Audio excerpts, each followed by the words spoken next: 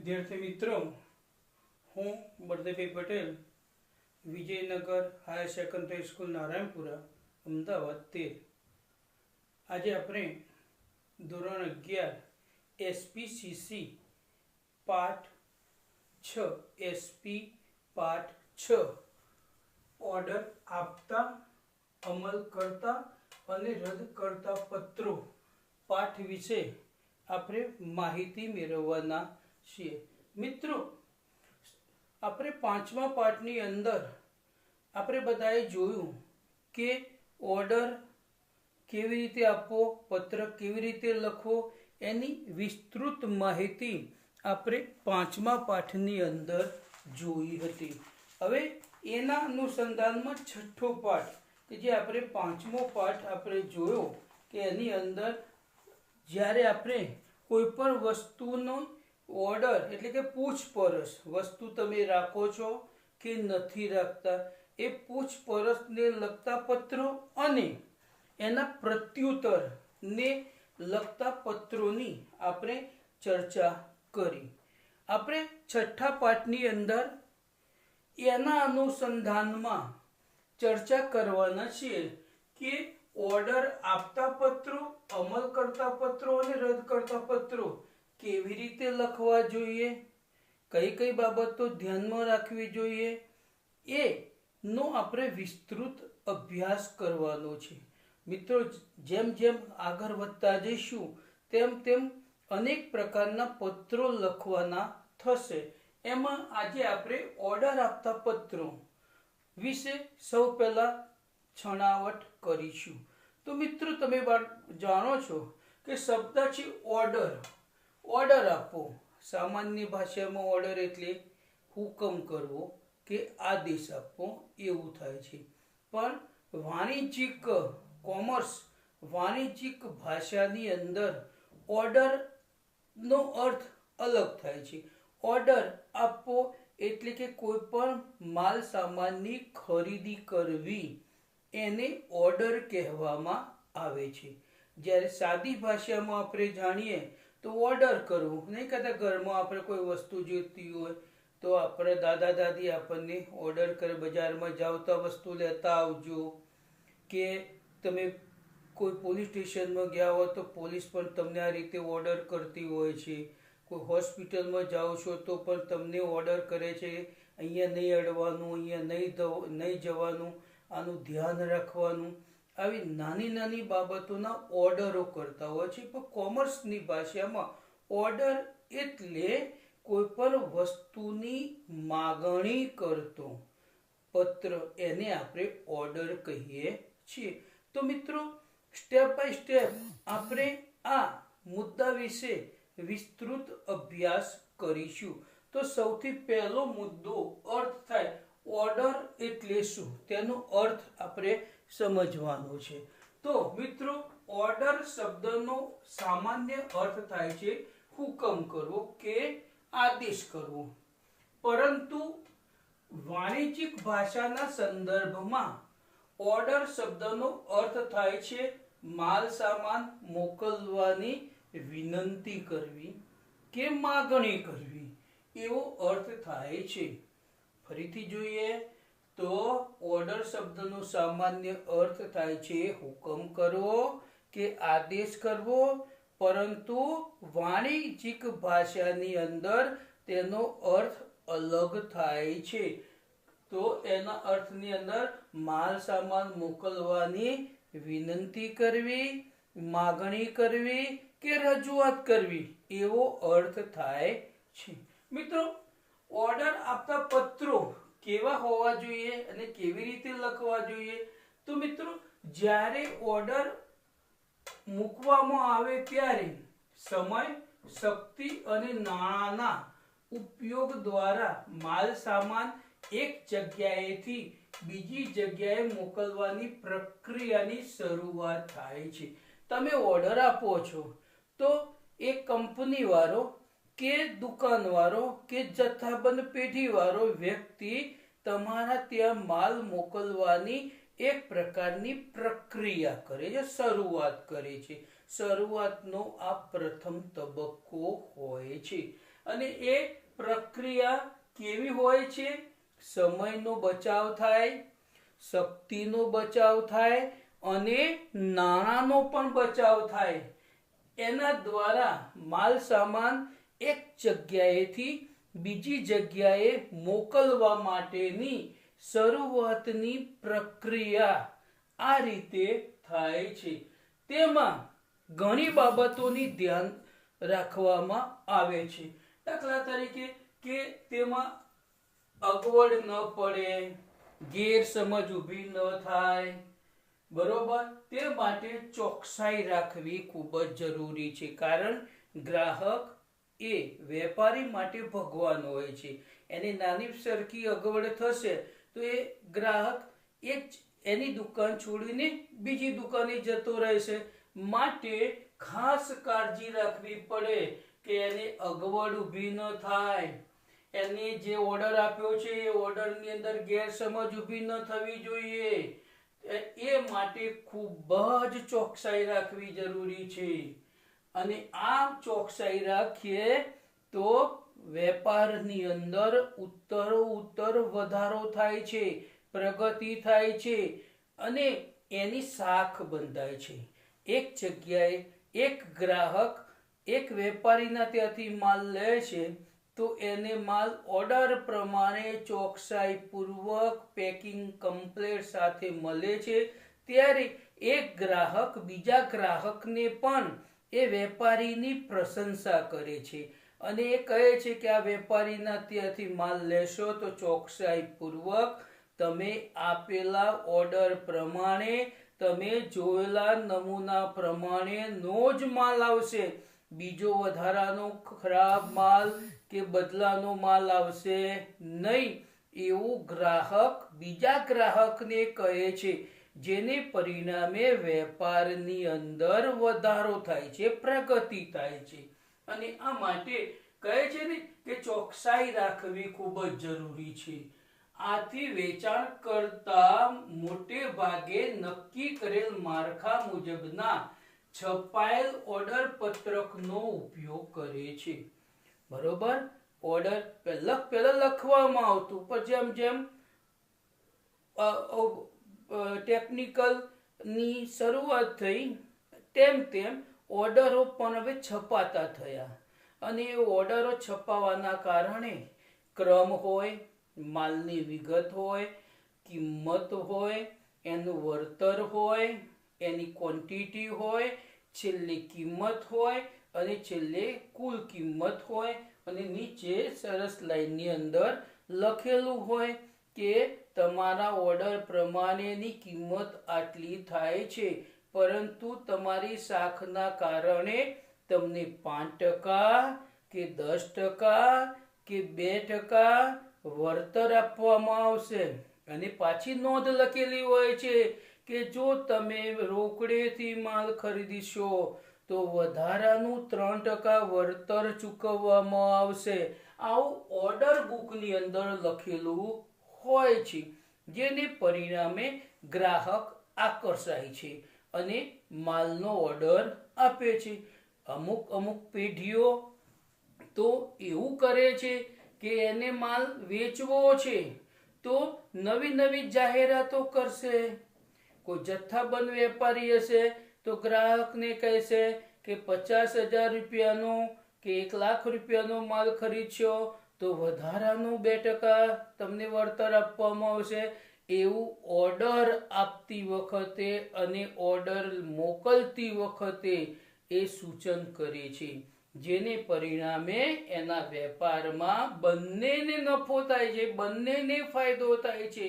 પેલાનો માલ વેચાય છે અને આને વધારાનું વળતર મળે છે.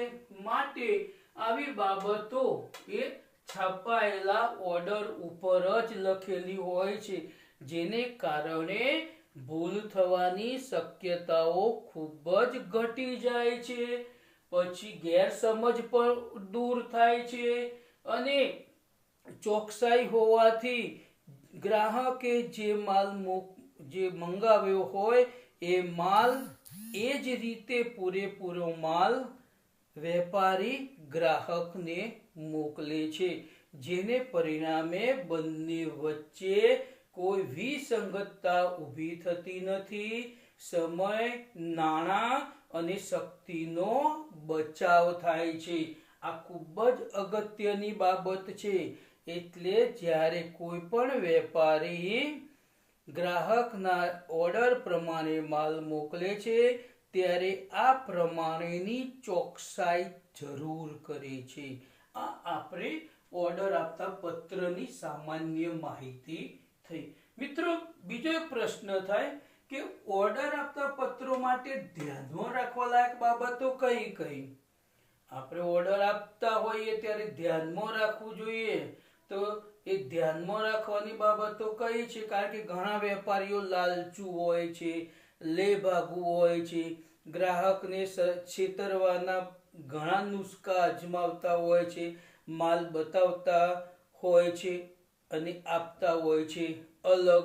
એટલા માટે ધ્યાનમાં રાખવા જેવી બાબતો આપણે ધ્યાન રાખવી જોઈએ. એમાં પહેલી બાબત છે કઈ? માલ સામાન અને ગુણવત્તા અંગે જથ્થાની સ્પષ્ટતા કરવી.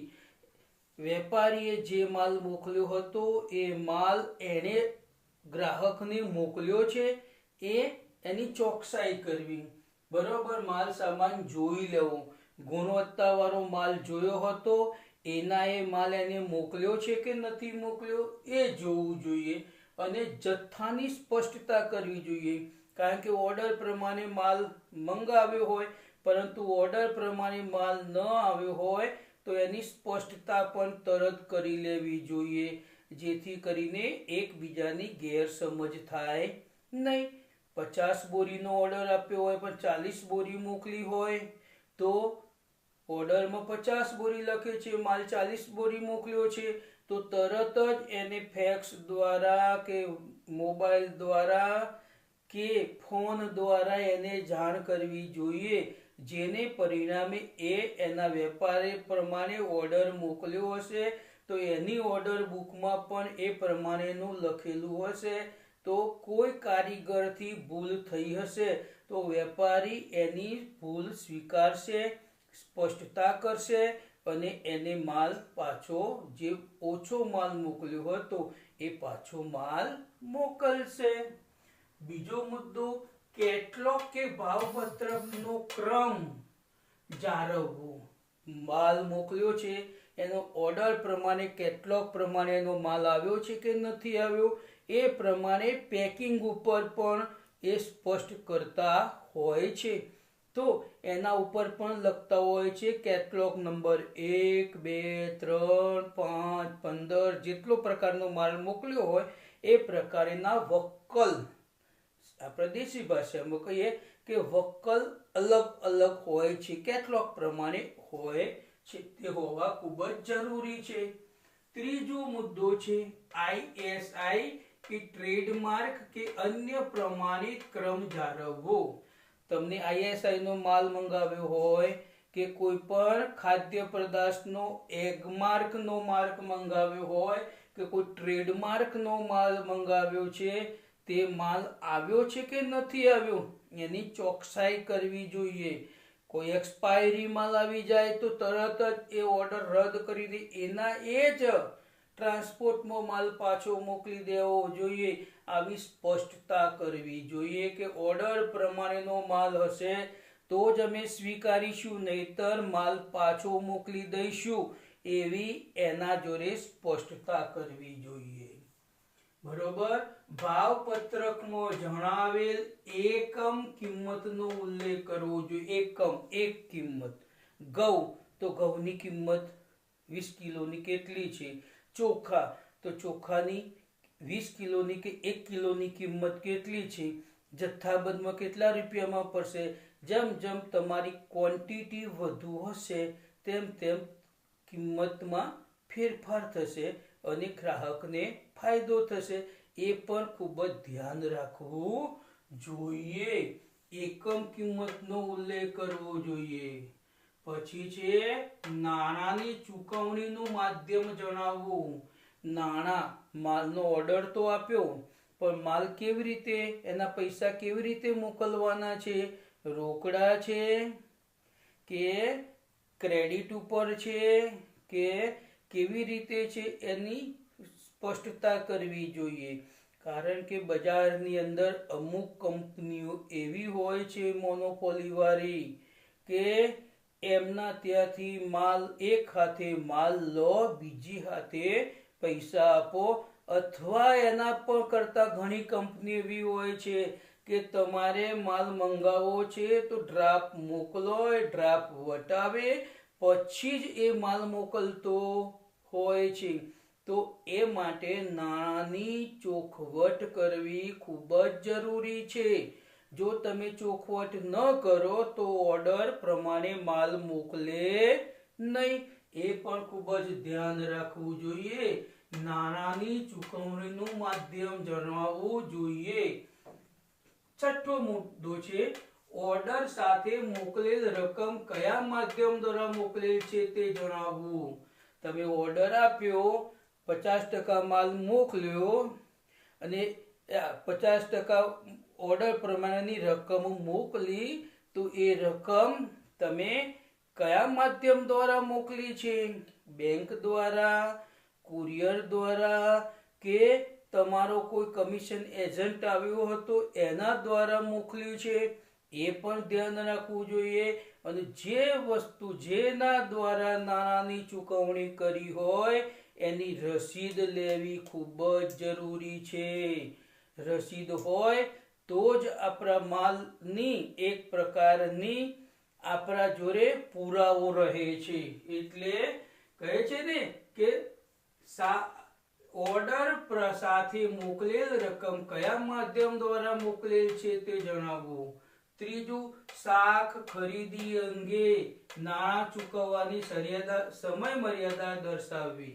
કેટલા ટાઈમમાં પૈસા મોકલશો, કેવી રીતે મોકલશો એ પણ તમારે સ્પષ્ટતા કરવી જોઈએ. આઠમો છે ગેરંટી વોરંટી કાર્ડ યાદ રાખવું. કોઈ પણ વસ્તુ, ઇલેક્ટ્રોનિક વસ્તુ હોય કે કોઈ એન્જિનિયરિંગ સ્પેર પાર્ટ હોય તો એની વોરંટી કેટલી છે, એની ગેરંટી કેટલી છે, એનું કાર્ડ તમારે લઈ લેવું. અને ખાદ્ય પદાર્થો હોય તો એની એક્સપાયરી ડેટ કઈ છે એ પણ તમારે નક્કી કરી લેવી. તમે જે મહિનાનો ઓર્ડર આપો છો એના અગાઉના મહિનાની અંદર પ્રોડક્ટ થયેલો માલ જ તમારે લેવો જોઈએ.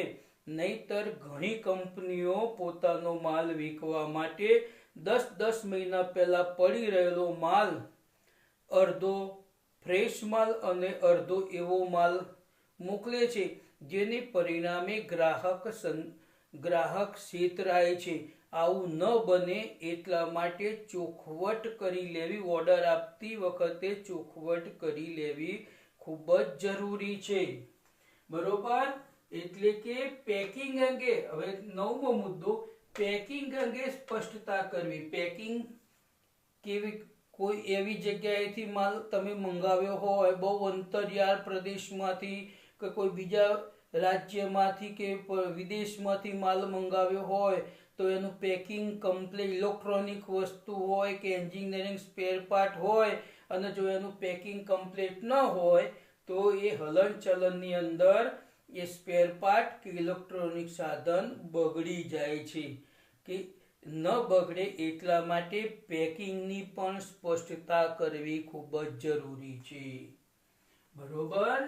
ઋતુની અસર ઓછી થાય અને ગુણવત્તા જળવાઈ રહે તેવા પેકિંગનું સૂચન કરવું. ધારો કે ચોમાસાની ઋતુ હોય ને તમે માલ મંગાવ્યો હોય અને જો એને ચોમાસાને લગતું પેકિંગ ન કર્યું હોય કે કાગળનું પેકિંગ કર્યું હોય તો વરસાદના કારણે કાગળમાં ભેજ લાગે છે અને એની અસર અંદર રહેલી વસ્તુ ઉપર થતી હોય છે. એટલા માટે ઋતુ પ્રમાણે પેકિંગ કરાવવું ખૂબ જ જરૂરી છે. બરોબર? તો ઋતુની અસર ઓછી થાય અને ગુણવત્તા જળવાઈ રહે તેના પેકિંગનું સૂચન કરવું કે ભાઈ તમે આ પ્રકારનું જ પેકિંગ કરજો. ભલે અમને 2 રૂપિયા વધારે ચૂકવવા પડશે તો અમે ચૂકવીશું, પણ અમારો માલ યોગ્ય રીતે જળવાઈ રહે અને ક્વોન્ટિટી વ્યવસ્થિત રીતે અમારા ત્યાં આવે એની કાળજી ગ્રાહક વેપારીને કહે છે. બરોબર. માલ વાહન અને વીમા અંગે જણાવવું. માલ કયા માધ્યમ દ્વારા આવશે, ક્યાં આવશે, એની ચોખવટ કરવી ખૂબ જ જરૂરી છે. ધારો કે કોઈ અંતરિયાળ ગામડાનો કે નાના ગામડાનો વ્યક્તિ માલ મંગાવે છે, પણ એનું માલ વાહન ત્યાં પહોંચી શકતું નથી.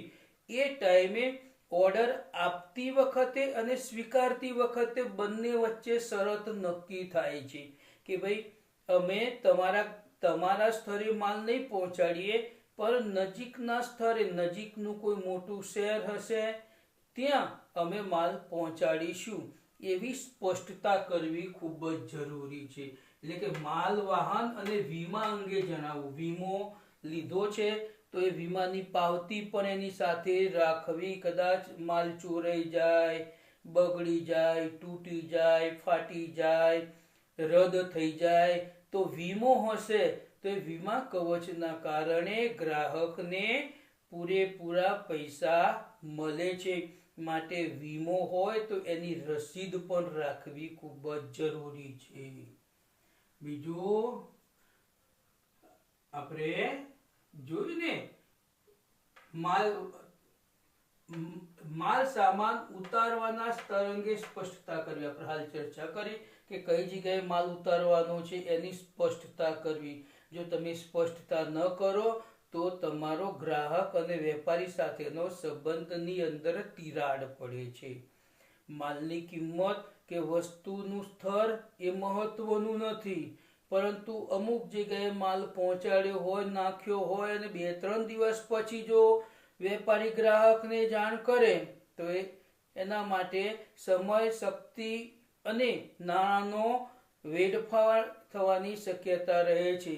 એટલે વેપારીએ ગ્રાહકને તરત જ જાણ કરી દેવી જોઈએ કે આજે અમારું વાહન આ સ્થળે તમારો માલ લઈને આવવાનું છે, તો તમે તમારું વાહન લઈને તમારો માલ સ્વીકારી લેશો.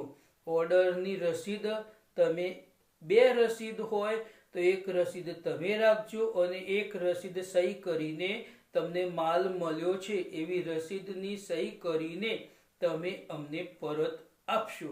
આવી ચોખવટ કરવામાં આવે છે. બીજું છે મિત્રો, માલ સામાનના ઓર્ડરના કોઠા સ્વરૂપે રજૂઆત કરવી. કોઠા સ્વરૂપે એક પછી એક, સ્ટેપ બાય સ્ટેપ રજૂઆત કરવી જોઈએ. અને રજૂઆત કરવાથી વેપારી અને ગ્રાહકની અંદર સંબંધો જળવાઈ રહે છે. બીજું, ભવિષ્યમાં ઓર્ડર આપવાના પ્રયત્નોનું વલણ દર્શાવવું. નીચે સ્પષ્ટ લખવું કે અમે આપેલો ઓર્ડર જો સંતોષકારક રીતે અમને પૂરેપૂરો માલ મળશે તો અમે નવો ઓર્ડર આપવા માટે તમારી સાથે તત્પરતા દાખવીશું. આવું એક માનવાચક પત્રની અંદર જાણ કરવી પડે છે. બીજો આ રીતે. હવે ઓર્ડરની સ્વીકૃતિ અને અમલના પત્રો. આ ઓર્ડરની સ્વીકૃતિ કરી અને એનો અમલ. ઓર્ડર તો આપી દીધો, પણ વેપારી એની સાથે અમલ કરે છે કે નથી કરતો એ પણ ખૂબ જ અગત્યનું છે.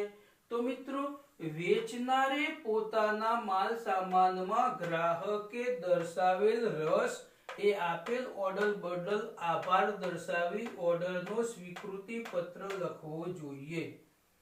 ખૂબ જ અગત્યનો મુદ્દો છે વેપારી માટે કે વેચનારે એટલે કે વેપારીએ પોતાના માલ સામાનમાં ગ્રાહકે દર્શાવેલ રસ એ આપેલ ઓર્ડરનો એકબીજા સાથેનો સંબંધ છે. હંમેશા વેપારની અંદર સંબંધ ખૂબ જ અગત્યની ભૂમિકા ભજવે છે, અગત્યનું માધ્યમ છે. સંબંધો સારા હોય તો ગ્રાહકના વેપારી સાથે સંબંધો સારા હોય તો વેપારી ગ્રાહકનું સાચવે છે અને ગ્રાહક પણ વેપારીનું સાચવે છે. કારણ કે ગ્રાહકને જો એનો માલ વેચાઈ જશે તો તરત જ પૈસા મોકલશે અને બદલામાં એ માલ મોકલશે. જો ગ્રાહક લબાર હશે અથવા ગ્રાહક પોતાના ઓર્ડર પ્રમાણે શરત પ્રમાણે પૈસા નહીં મોકલે તો ઓર્ડર રદ પણ કરી શકે છે વેપારી.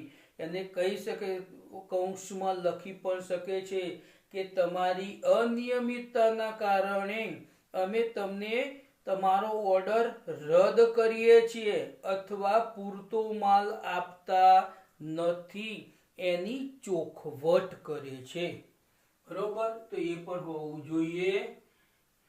પછી સ્વીકૃતિ પત્ર લખવો જોઈએ. ત્યારબાદ આપેલ ઓર્ડર મુજબ માલ સામાન કઈ રીતે મોકલ્યો છે એની પણ જાણ કરવી જોઈએ. વેપારીએ ગ્રાહકને જાણ કરવી જોઈએ કે આ તારીખે અમે આ રીતે તમારા ત્યાં માલ મોકલ્યો છે. તો ગ્રાહકની સૂચનાનું કઈ રીતે પાલન થયું છે વગેરે બાબતોનો ઓર્ડરના અમલનો પત્ર લખવો જોઈએ કે ભાઈ ગ્રાહકે જે ઓર્ડર આપ્યો તો એ પ્રમાણેનું વેપારીએ પાલન કર્યું છે કે નથી કર્યું. અથવા કારણ કે સીઝન હોય અને સ્ટોક ઓછો હોય તો ગ્રાહકને એ વેપારી ગ્રાહકને ફોન કરે છે કે ભાઈ આવી તકલીફ છે, તમે 20 નંગ મંગાવ્યા છે પણ હાલ 10 ઉપલબ્ધ છે, 10 નો સ્વીકાર કરો, બાકીના 10 2-4 દિવસ અઠવાડિયાની અંદર હું મોકલી આપું છું. તો ગ્રાહક સંતોષ છે, ગ્રાહકને સંતોષ થશે કે હા ભાઈ 10 તો આપે છે ને, આપણું કામ તો ચાલે છે ને. તો બીજા તો એ રીતે ગ્રાહક અને વેપારીનો સંબંધ પાછો જળવાઈ રહેશે. એ પણ ખૂબ જ અગત્યનું છે. બરોબર, આપેલ ઓર્ડર મુજબ માલ સામાન કઈ રીતે મોકલશો, ગ્રાહકની સૂચનાનું કઈ રીતે પાલન થયું છે વગેરે બાબતોનો ઓર્ડરના અમલનો પત્ર લખવો જોઈએ કે ભાઈ તમે જે ઓર્ડર આપ્યો તો એ ઓર્ડર પ્રમાણે અમે માલ મોકલ્યો છે. અથવા કોઈ ગ્રાહક એવું, કોઈ વેપારી એવો હોય કે માલ વેચવો છે, એને ઓર્ડર આપ્યો છે તો એ કહેશે કે ભાઈ તમે જે ઓર્ડર આપ્યો છે એ પ્રમાણે અમે માલ મોકલવાના પ્રયત્નો કરી રહ્યા છીએ, પણ તમારી જાણ ખાતર કહીએ છીએ કે જે તમે 8 બોરીનો ઓર્ડર આપ્યો છે કે 8 યંત્રોનો ઓર્ડર આપ્યો છે કે 8 ટીવીનો ઓર્ડર આપ્યો છે, એની જગ્યાએ જો તમે 10 ટીવીનો ઓર્ડર આપશો તો એક ટીવી કે એક યંત્ર કે ભાવમાં ફેર પડે છે. તો ગ્રાહક સંતોષાશે અને વેપારીને ફોન કરશે કે મારા ઓર્ડરમાં સુધારો કરી દેજો, 8ની જગ્યાએ 10 કરજો. તો વેપારી 10+1 નંગનો એને ફાયદો થાય છે. અને આ રીતે ગ્રાહક અને વેપારી વચ્ચે સંબંધો સારા હોય તો જ આવું થાય, નહીતર વેપારીને તો ફાયદો જ છે. 8 મોકલે તો એ તો બીજા ગ્રાહકને પણ એ રીતનો લાભ આપી શકશે. પણ પોતાનું ગ્રાહક ખરેખર નિયમિત ગ્રાહક છે અને ગ્રાહકને સંતોષવા માટે અથવા ગ્રાહકની સાથે સંબંધો સારા રાખવા માટે વેપારી સામેથી એને ઓર્ડર આપે છે, જાણ કરે છે, જેને પરિણામે ગ્રાહક આ રીતે માલના ઓર્ડરમાં થોડો ઘણો ફેરફાર કરે છે, જેને પરિણામે બંને તરફ ફાયદો થાય છે. બરોબર, વગેરે બાબતનો ઓર્ડરના અમલનો પત્ર લખવો જોઈએ. પત્ર સાથે ભરતિયું અને માલ વહનની રસીદ બીડવી જોઈએ. ભરતિયું જે ઓર્ડર આપ્યો હોય અથવા ચેક મોકલ્યો હોય તો ચેક, ડ્રાફ્ટ મોકલ્યો હોય તો ડ્રાફ્ટ અને રોકડા મોકલ્યા હોય તો રોકડા, એની રસીદ પણ સાથે મોકલવી જોઈએ. કમિશન એજન્ટ આવ્યો હોય તો એની સાથે જે પૈસા મોકલો છો એની રસીદ લઈ લેવી જોઈએ અને સહી કરીને એક રસીદ સામેના વેપારીને પણ મોકલવી જોઈએ. કારણ કે કમિશન એજન્ટ પૈસા રોકડા ન આપે તો એ પણ ઊભું થાય. પણ તરત જ રસીદ લીધી હશે અને તરત તમે ફોન કરી દેશો કે ફેક્સ કરી દેશો તો વેપારીને પણ ખ્યાલ આવી જશે કે ભાઈ આ ગ્રાહકે પૈસા મોકલી આપ્યા છે. એ પણ ખૂબ જ જરૂરી છે. બીજું, ઓર્ડરની સ્વીકૃતિ અને અમલ માટે ધ્યાનમાં રાખવા લાયક બાબતો. ઓર્ડરની સ્વીકૃતિ અને અમલ માટે ધ્યાનમાં રાખવા લાયક બાબતો કઈ કઈ છે એ પણ આપણે જોઈએ. તો મોકલેલ કે મોકલવાના માલ સામાનનું વર્ણન કરવું જોઈએ. તમે જે માલ મોકલેલ છે એ કે મોકલવાના છો એ માલ સામાનનું વર્ણન કરવું જોઈએ. ગ્રાહકે જે મંગાવ્યું છે એ વસ્તુ નથી મોકલતા અથવા ઓછી મોકલો છો કે વધારે મોકલો છો એનું વર્ણન પણ તમારે કરવું જોઈએ. ભરતિયાની કુલ રકમ કે જરૂરી નકલો બીડવી જોઈએ. ભરતી જે તમે મોકલો, ચેક મોકલો છો કે ડ્રાફ્ટ મોકલો છો એની રકમ કે જે ભરતિયાની રકમ કે જરૂરી નકલો બીડવી જોઈએ. ત્રીજું, નાણાંની ઝડપી ચૂકવણી આવકારદાયક છે તે જણાવવું જોઈએ. કારણ કે સીઝન છે, સીઝન હોય તો ફટાફટ માલ વેચાઈ જાય, રોકડા પૈસા આવે. જો તમે વેપારીને ચૂકવી દેશો તો વેપારી અને ગ્રાહક વચ્ચે શાખ બંધાશે, એ પણ જરૂરી છે. બેંકમાં ભરતીયું રજૂ કરી વેપારીને જાણ કરવી જોઈએ. બરોબર. પાંચમું છે માલ સામાન વાહનની જાણ કરવી જોઈએ. તમારું માલ વાહન જે હમણાં આવવાનું છે એ પણ તમારે જાણ કરવી જોઈએ.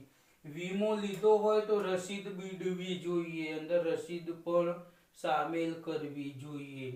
પેકિંગની સૂચના ધ્યાનમાં લીધી છે તે સ્પષ્ટ કરવું જોઈએ.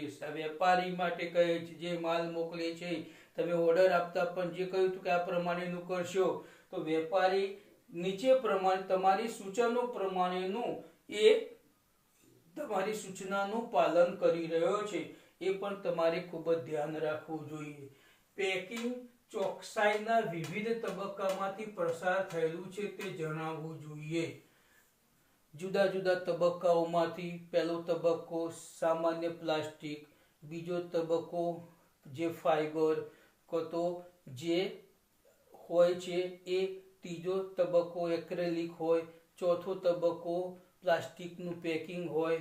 એ 3-4 તબક્કામાં ચોકસાઈપૂર્વક પેકિંગ કર્યું છે એ પણ તમને જાણ કરે છે. ઓર્ડર અંગે ચોકસાઈ, સાવધાની અને સમય મર્યાદાનું પૂરતું ધ્યાન રાખવું તે જણાવવું જોઈએ. ઓર્ડર જેવો ઓર્ડર આપ્યો અને ઓર્ડરની અંદર નક્કી કર્યું હોય કે 10 દિવસમાં ઓર્ડર સ્વીકાર માલ મોકલવામાં આવશે કે 3 દિવસમાં માલ સ્વીકારવામાં આવશે, એ પ્રમાણે વેપારી જો પાલન કરશે તો એ સામેનો વ્યક્તિ એનો માલ સ્વીકારશે, નહીતર માલ સ્વીકારશે નહીં. એ પણ તમારે ખૂબ જ ધ્યાન રાખવું જોઈએ. હવે ત્રીજો મુદ્દો એ છે કે ઓર્ડર રદ કરતા પત્ર. આ બધા જ વસ્તુઓની અંદર છેલ્લો આપણો મુદ્દો છે કે અમુક સંજોગોમાં વેપારી ગ્રાહકના ઓર્ડરો રદ કરતો હોય છે, જ્યારે અમુક સંજોગોની અંદર ગ્રાહક વેપારીના ઓર્ડરો રદ કરતો હોય છે. બંને તરફે આ પ્રમાણના ઓર્ડરો રદ થવા એ પ્રક્રિયા ચાલતી હોય છે. તો કોઈ એના મુદ્દા પર આપણે જોઈએ. કેટલીક પરિસ્થિતિમાં ગ્રાહકે આપેલ ઓર્ડર રદ કરવો પડતો હોય છે કે તેમાં ફેરફાર કરવાના કે અંશતઃ રદ કરવાના સૂચનો કરવા પડે છે. અમુક પ્રસંગો એવા બની જતા હોય. ઓચિંતાનું ચોમાસું છે, 10-15 દિવસ એક ધારો મુશળધાર વરસાદ પડ્યો, ટ્રાન્સપોર્ટેશન બંધ છે, માલ પહોંચી શકતો નથી, તો ગ્રાહક આ વેપારી ગ્રાહકને કહી દેશે કે ભાઈ આવી પરિસ્થિતિના કારણે અમે તમારો ઓર્ડર રદ કરીએ છીએ, અથવા જો તમે અઠવાડિયું 10 દિવસ કે જ્યાં સુધી ટ્રાન્સપોર્ટેશન શરૂ ન થાય ત્યાં સુધી ધીરજ રાખતા હો તો અમે તમારો માલ પહોંચતો કરીશું. અથવા ગ્રાહક પણ સામેથી એવું કહેશે કે ભાઈ ટ્રાન્સપોર્ટેશનના અભાવના કારણે મારે હવે માલ જોઈતો નથી તો મારો ઓર્ડર રદ કરી. કારણ કે એવી પરિસ્થિતિ ઊભી થઈ હોય, સિઝન પૂરી થવા આવી હોય અને પેલો માલ મોકલે તો માલ પડી રહે, માલ લેટ મોકલે તો પડી રહે, તો ગ્રાહકને નુકસાન જાય છે, જેને પરિણામે ગ્રાહક પણ કોઈ વખતે આવો ઓર્ડર રદ કરતો હોય છે. બરોબર. તો એની અંદર અંશતઃ રદ કરવાના સૂચનો કરવામાં આવતા હોય છે કે તો ફેરફાર કરવામાં હોય છે. ઓર્ડર રદ કરવાના સંજોગો કયા કયા મેં કહ્યા.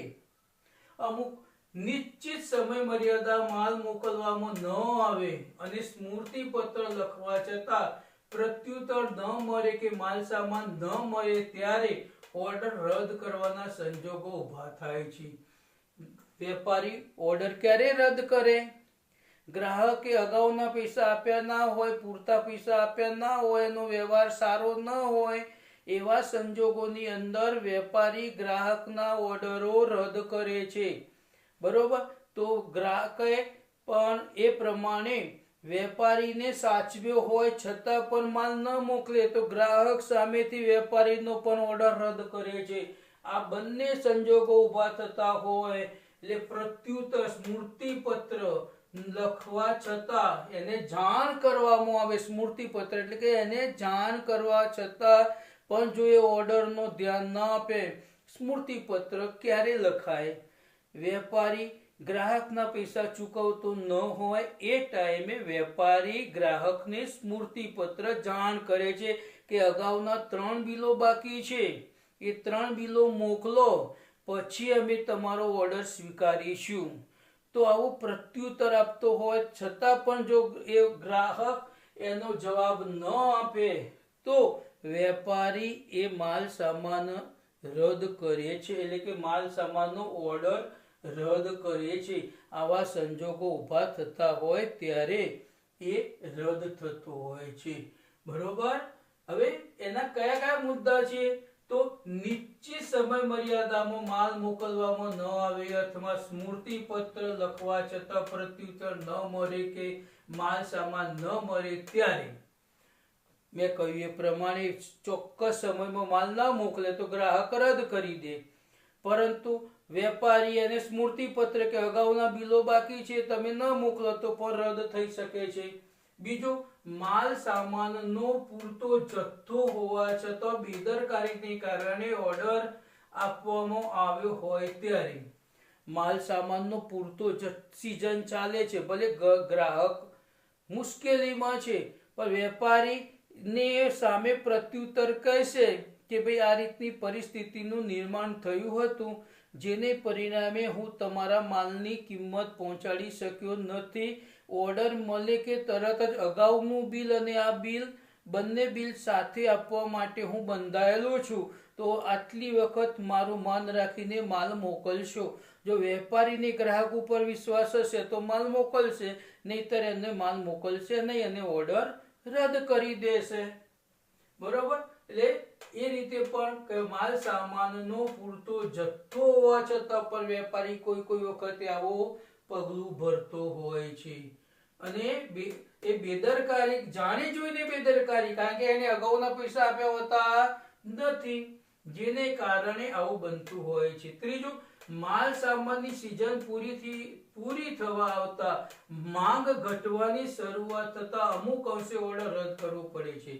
માંગ, ઘઉંની સિઝન છે, વેપારીએ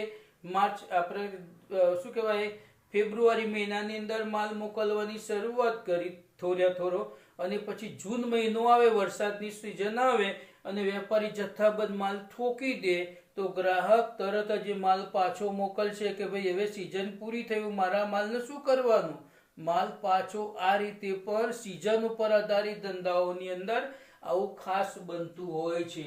એટલા માટે તેને માલ ઘટી છે. માંગ અને પુરવઠાનો નિયમ તમે બધા જાણો છો, એમાં લાગુ પડે કે માંગ ઘટવો, પુરવઠો વધુ હોય પણ માંગ ઓછી હોય તો ગ્રાહક તરત જ ઓર્ડર રદ કરી દેશે. પણ માંગ કન્ટિન્યુ ચાલુ રહેશે તો એ પુરવઠો મંગાવતો રહેશે. બરોબર? તો પણ આ કરે છે. બીજું, ગ્રાહકો કોઈ ચોક્કસ પ્રકારની વસ્તુઓ માટે માંગણી કરી રહ્યા છે, તેનો ગ્રાહકને ખ્યાલ આવે ત્યારે તેણે આપેલ ઓર્ડરમાં ફેરફારનું સૂચન કરવું પડે છે. તે વખતે ઓર્ડર રદ થાય છે. અમુક ગ્રાહકો અમુક વસ્તુ ઉપર દબાણ કરતા હોય છે કે જે વસ્તુ બહુ જરૂરી હોય છે, પરંતુ વેપારીને તો અનેક ગ્રાહકો હોય છે. હવે અનેક ગ્રાહકોને વસ્તુ આપવાની હોય તો સ્વાભાવિક છે કે એને ઓર્ડર આપ્યો હોય એ પ્રમાણે વહેંચણી કરીને અમુક વસ્તુઓ આપતો હોય છે, જેને પરિણામે ગ્રાહકને સંતોષ ન થાય તો એ પણ એવા પ્રકારની પરિસ્થિતિમાં ગ્રાહક ઓર્ડર રદ કરે છે. અથવા વેપારી પણ એવા સંજોગો ઊભા થતા હોય કે આ સારો લબાડ છે તો મને આ માલ નથી આપવો, બીજા ગ્રાહકને આપીશું તો તરત જ વેચાઈ જશે ને પેમેન્ટ આવી જશે. આવી પરિસ્થિતિનું નિર્માણ થતું હોય ત્યારે પણ ગ્રાહક અને વેપારી વચ્ચે આ પ્રકારની સંબંધોની આપલે થતી હોય છે. બરોબર? ત્યારે તેને આપેલ ઓર્ડરમાં ફેરફાર કરવાનું સૂચન કરવું પડે, તે વખતે ઓર્ડર રદ થાય છે. હવે ઓર્ડર રદ કરતા પત્રો વિશે ધ્યાનમાં રાખવા લાયક બાબતો. ઓર્ડર તો આ તમે રદ કર્યો, ઓર્ડર રદ કર્યા પછી તરત જ ગ્રાહકને પત્ર લખવો પડે છે, જાણ કરવી પડે છે અને કયા સંજોગોમાં તમારો ઓર્ડર રદ કર્યો છે એની વિગત લખવી પડે. કારણ કે ફરીથી કદાચ ગ્રાહક આવું લખશો તો ગ્રાહકની ભૂલ હશે તો ભૂલ સ્વીકારશે અને ફરીથી એની સાથે વ્યવહારો ચાલુ રાખશે. તો પહેલું છે યોગ્ય કારણ વિસ્તારપૂર્વક રજૂ કરવું. તમારો માલ રદ કેમ કર્યો, ઓર્ડર તમારો રદ કેમ કર્યો છે એનું વિસ્તારપૂર્વક વર્ણન કરવું જોઈએ. જેમ આપણે ચર્ચા કરીએ એમાંનો કોઈ પણ મુદ્દો આવતો હોય તો એ પત્રની અંદર લખવો જોઈએ. ચોક્કસ તારીખ સુધીમાં માલ સામાન ન મળે તો સ્વીકારશો નહીં, તે સ્પષ્ટ લખવું જોઈએ. ચોક્કસ તારીખ સુધીમાં માલ સામાન ન મળે તો સ્વીકારશો નહીં, તે સ્પષ્ટ લખવું જોઈએ. કારણ કે ઓર્ડર આપ્યો હોય એ ટાઈમે ઓર્ડરની અંદર તારીખ લખેલી હોય છે, લખવામાં આવે છે કે સરહદુ ઓર્ડર અમે 10 દિવસમાં કે 15 દિવસની અંદર કે પ્રોડક્શન ચાલુ થતા ક્રમિક રીતે શરૂઆતમાં 25%, પછી 25%, પછી 25% અને છેલ્લે 25% માલ મોકલીશું. આવું એક વેપારી અને ગ્રાહક વચ્ચે આ પ્રકારનો કરાર થયો હોય તો એ કરારનો ભંગ થાય તો ઓર્ડરો રદ થઈ શકે છે. બરોબર?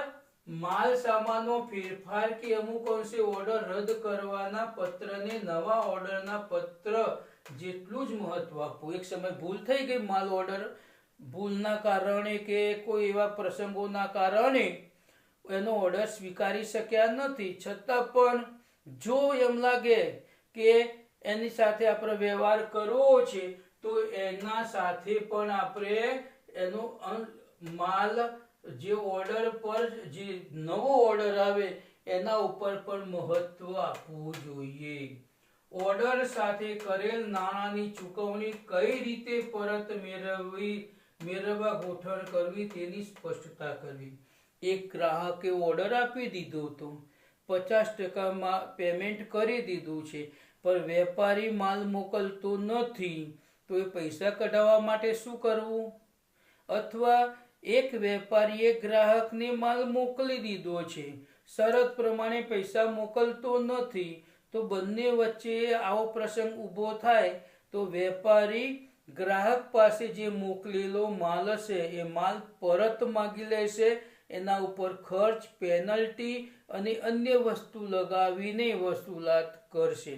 અથવા ગ્રાહક હશે તો એ વેપારીના જોરેથી અગાઉનો ઓર્ડર રદ કર્યો હતો એના વ્યાજ વળતર સાથે નવા ઓર્ડરની અંદર બાદ કરીને માલ મંગાવશે. આ પ્રકારની પ્રોસેસ થતી હોય છે. ઓર્ડર સાથે કરેલ નાણાંની ચૂકવણી કઈ રીતે પરત મેળવવી ગોઠવણ કરવી તેની સ્પષ્ટતા કરવી. બીજું, પત્રના લખાણમાં સૌજન્યતા દાખવવી જોઈએ. પત્ર એક સમય ઓર્ડર રદ થયો હોય કે ગમે થયો હોય તો પણ એલફેલ ભાષાનો ઉપયોગ કરવો જોઈએ નહીં. કારણ ભવિષ્યમાં ગ્રાહક વેપારી સાથે સંબંધો રાખે તો એ એલફેલ ભાષા કે અયોગ્ય વર્તન એને નડે છે. માટે બંને તરફી આ વસ્તુની યોગ્યતા ખૂબ જ જરૂરી છે. પત્રના લખાણમાં સૌજન્યતા દાખવવી એ ખૂબ જ જરૂરી છે. મિત્રો, આમ સમગ્ર રીતે આખા પાઠ વિશેનો સાર આપણે જોયો. હવે હું તમને આ વિડીયો ખૂબ જ નજીક લઈ જઈને તમને દેખાડું છું, જેથી કરીને તમે જોઈ શકો. Vijaynagar secondary school Narayanpura Ahmedabad 13. Order આપતા અમલકર્તા અને રદ કરતા પત્રો. હવે એનો અર્થ વિશેનો આખો વિડીયો તમે જોઈ શકો છો. ઓર્ડરનો અર્થ કેવી રીતે? ઓર્ડરનો અર્થ ઓર્ડર આપતા પત્રો. ઓર્ડર આપતા પત્રો માટે ધ્યાનમાં રાખવા જેવી બાબતો.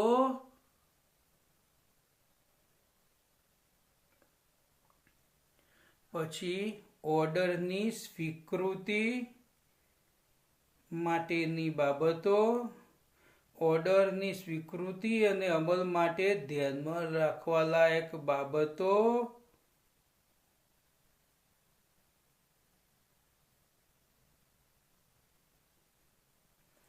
પછી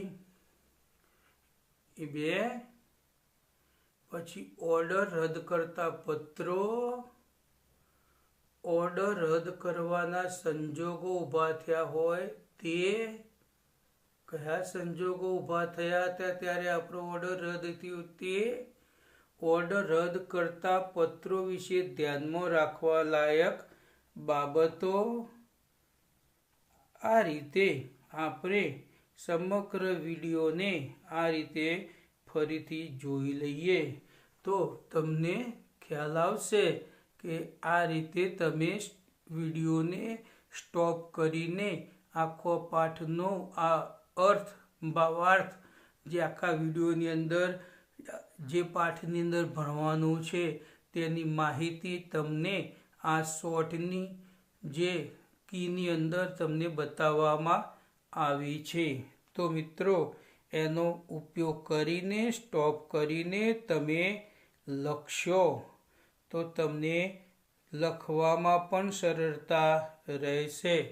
મિત્રો ખાસ યાદ રાખજો, તમે તમારા સ્વાધ્યાયના ચોપડાની અંદર આ બધું લખતા રહેશો તો જ, કારણ કે સંજોગો એ ઊભા થવાની શક્યતા છે કે ગઈ સાલની માફક કદાચ એવી પરિસ્થિતિનું નિર્માણ થાય કે તમને 11મામાંથી 12મા ધોરણમાં મોકલવાના હોય તો આ સ્વાધ્યાયના પાઠના આધારે 20% માર્ક આપવાના છે.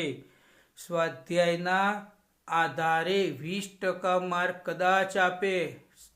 ચર્ચા થઈ રહી છે. પ્રથમ કસોટીના 50 ગુણ, સ્વાધ્યાયના 20 ગુણ અને એકમ કસોટીઓના 30 ગુણ મળીને તમારા માર્ક આપવાના થાય. તો આ સ્વાધ્યાયના પાઠ અચૂક લખવાનું રાખજો. મને વિશ્વાસ છે કે તમે બધા લખતા જ હશો. છતાં પણ ન લખતા હો તો અચૂક લખીને સ્કૂલની અંદર સબમિટ કરવાના તારીખો લગભગ નક્કી થવાની શરૂઆત થઈ ગઈ છે. કદાચ ડિસેમ્બરના એન્ડ સુધીમાં તમારા સ્વાધ્યાયના ચોપડા સારા દ્વારા મંગાવવામાં આવશે. તો તમે ડિસેમ્બર સુધી જેટલો પાઠ ચાલ્યા હશે એના સ્વાધ્યાયના ચોપડા પણ તમે લખજો. જો આવી પરિસ્થિતિનું નિર્માણ થાય તો આવા 20% માર્ક જતા ન કરાય એની કાળજી રાખજો. મિત્રો ખાસ તમને આ પ્રકારનું વારંવાર સૂચનો કરવામાં આવે છે કે જેથી કરીને તમારું વર્ષ બગડે નહીં. મિત્રો આ ખૂબ જ જરૂરી છે. બીજું વિડીયો પાઠ 6નો વિડીયો તમને કેવો ગમ્યો એ માટે તમે મને યુટ્યુબના માધ્યમ દ્વારા લાઈક કરીને પ્રત્યુત્તર આપશો તો હું મારાથી થતી નાની સરખી કોઈ પણ ભૂલ હશે તો સ્વીકારવાના પ્રયત્નો કરીશ. વિજયનગર એજ્યુકેશન સોસાયટી સંચાલિત સારા વિજયનગર હાયર સેકન્ડરી સ્કૂલની અંદર અમે આ પ્રકારના વિડીયો બનાવીને મૂકીએ છીએ. તો તમે અમને સાથ સહકાર અને પ્રોત્સાહન આપશો એવી આપ સર્વ સાથે અમે અપેક્ષા રાખી રહ્યા છીએ. અસ્તુ.